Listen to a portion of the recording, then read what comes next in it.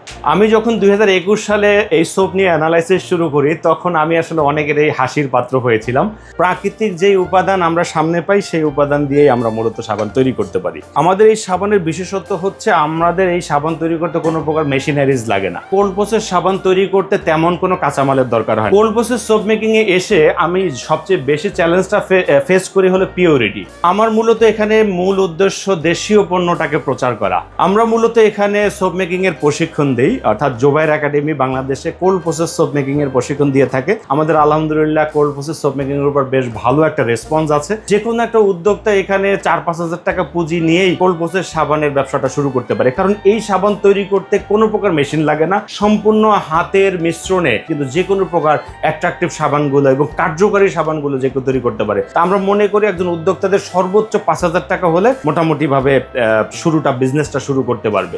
Cold process সাবান বা যে কোনো সাবান তৈরি করাটা আসলে কোনো রকেট সায়েন্স না। রকেট সায়েন্স হলো একটা সাবান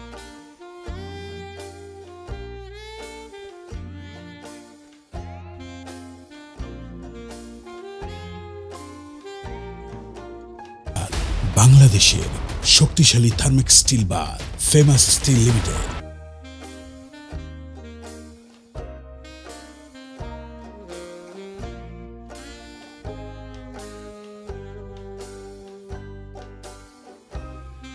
আসলে আমাদের নির্দিষ্ট কোনো আইটেম নাই। আমরা যে সিজনে যে ফল পাই, যে মশলা পাই, প্রাকৃতিক যেই উপাদান আমরা সামনে পাই সেই উপাদান দিয়েই আমরা মূলত সাবান তৈরি করতে পারি।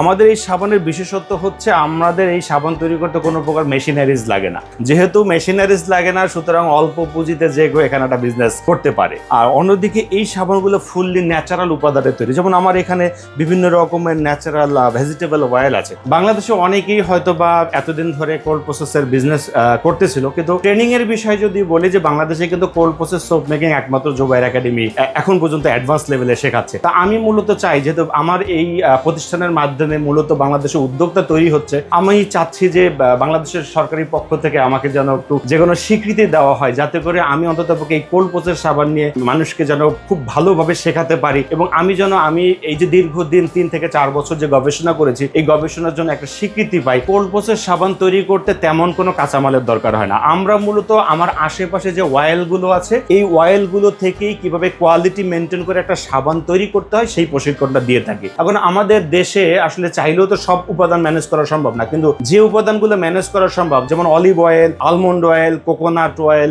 এই ধরনের অয়েলগুলো দিয়ে কিভাবে সাবান তৈরি করতে হয় এবং কিভাবে একটা সাবানের ফর্মুলেশন করতে হয়, এটাই মূলত আমাদের জোবায়ের একাডেমিতে আমরা মূলত প্রশিক্ষণ দিয়ে থাকি। সকল উপাদান দিয়ে সাবান তৈরি করা সম্ভব এবং এই বিষয়টাই মূলত আমরা কোয়ালিটি মেনটেন করে কিভাবে সাবানগুলো তৈরি করা হয় সেই বিষয়টাই মূলত আমরা এখানে প্রশিক্ষণ দিয়ে থাকি। কোল্ড প্রসেস সোপ মেকিং এ এসে আমি সবচেয়ে বেশি চ্যালেঞ্জটা ফেস করি হলো পিওরিটি।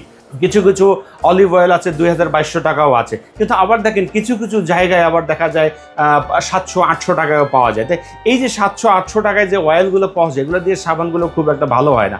আমি যখন ২০২১ সালে এই সোপ নিয়ে অ্যানালাইসিস শুরু করি তখন আমি আসলে অনেকের এই হাসির পাত্র হয়েছিলাম। আমার মূলত এখানে মূল উদ্দেশ্য দেশীয় পণ্যটাকে প্রচার করা।